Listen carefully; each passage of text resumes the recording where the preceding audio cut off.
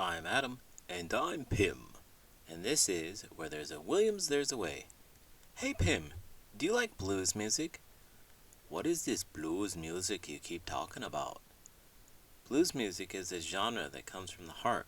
It's all about expressing deep emotion, usually about tough times. You know, like when someone eats your banana. Someone eats my banana? That's terrible. What did I do? Exactly. That feeling you have right now? That's what blues musicians sing about. They turn the sadness into music.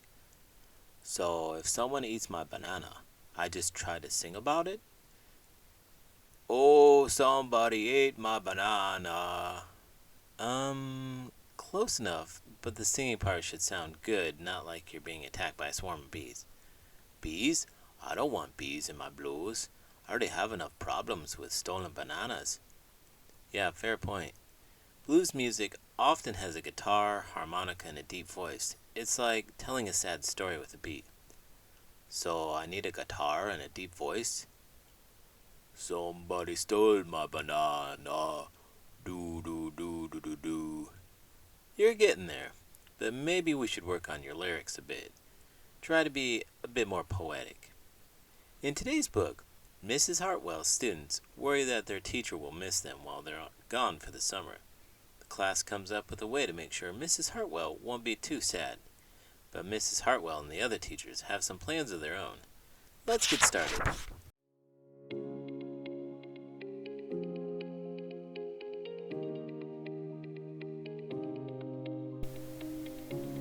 Last Day Blues by Julie Danneberg, illustrated by Judy Love. On the Monday morning before the Friday that was the last day of school, Mrs. Hartwell took attendance. She sighed as she called out the last name.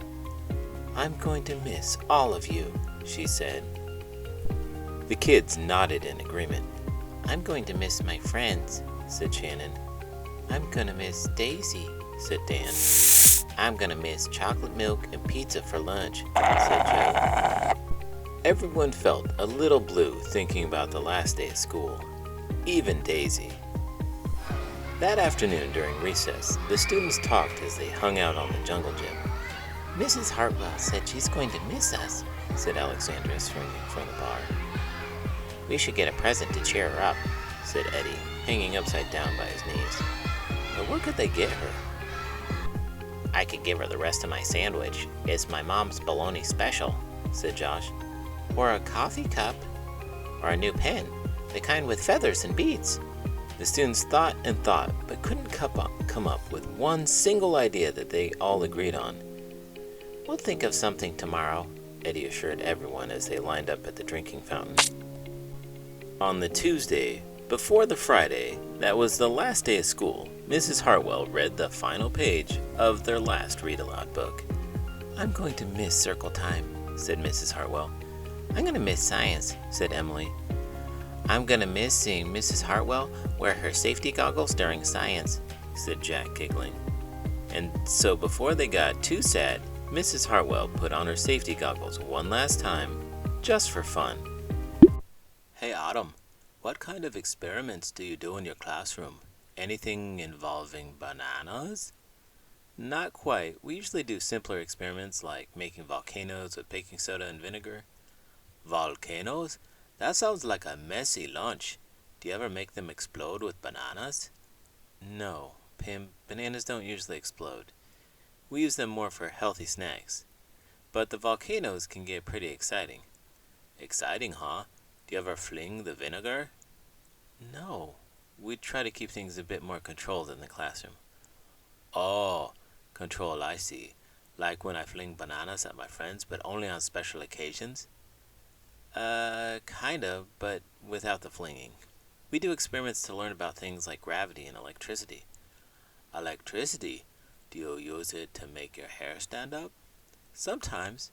We use balloons to create static electricity. The kids love it when their hair stands up." "Balloons?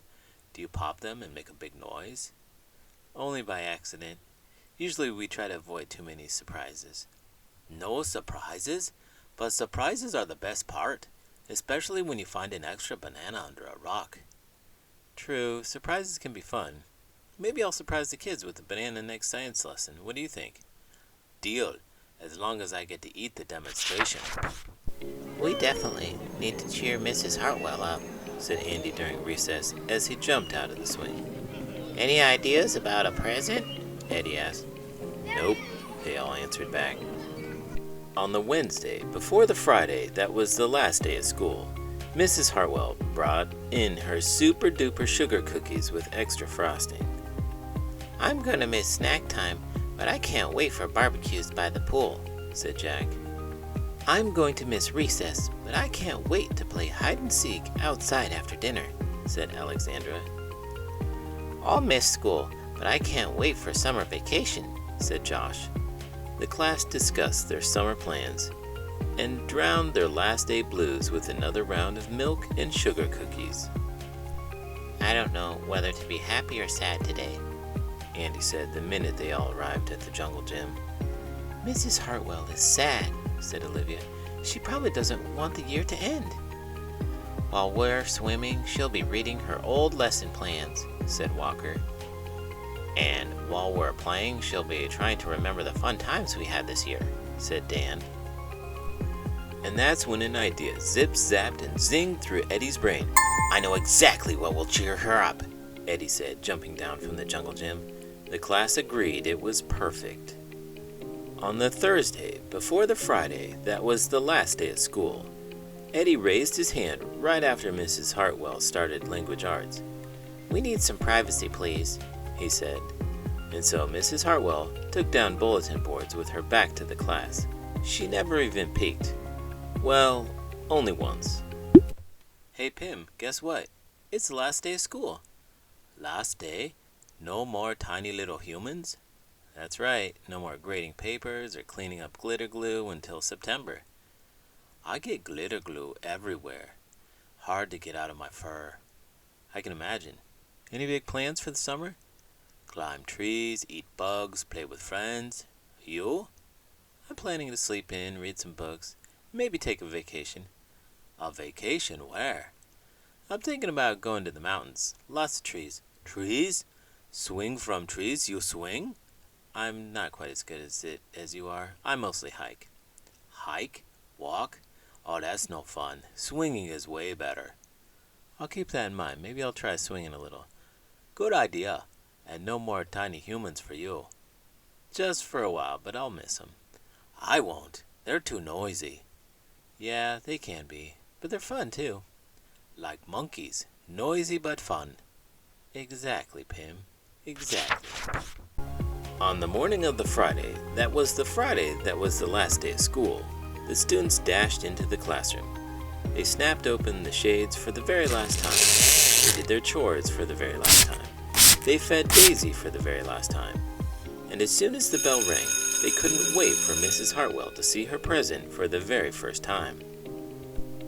The last day of school makes us so blue. We'll miss recess and pizza and reading too. We'll miss Daisy and cookies and friendship true. Snack time and science and learning new. We'll miss spelling bees for our test review. And groundhogs that play peekaboo. The year's been a great big wahoo. There are many things to miss, it's true. But mostly what we'll miss is you. Later on during recess, Eddie said, I think Mrs. Hartwell liked her present. I just hope it helps, Margaret said. Poor Mrs. Hartwell, they all said sadly as they pictured their final goodbye. Teachers must hate the last day of school. And then it was time. The bell rang. Goodbye, the students called as they rushed out the door. Goodbye, Mrs. Hartwell called after them. And then she returned to her empty classroom. It's just you and me, Daisy, she said. I'm sure going to miss them this summer. But I can't wait for vacation.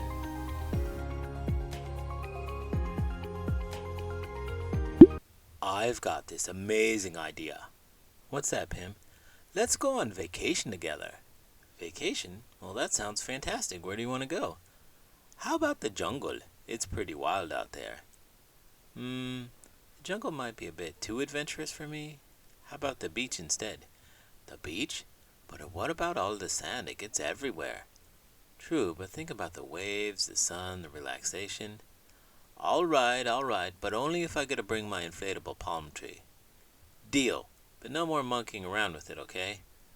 No promises. Hey, maybe we can even teach the seagulls a thing or two about math while we're there. That sounds like quite the vacation. You'll bet. Let's pack our sunscreen and get ready for some serious fun in the sun.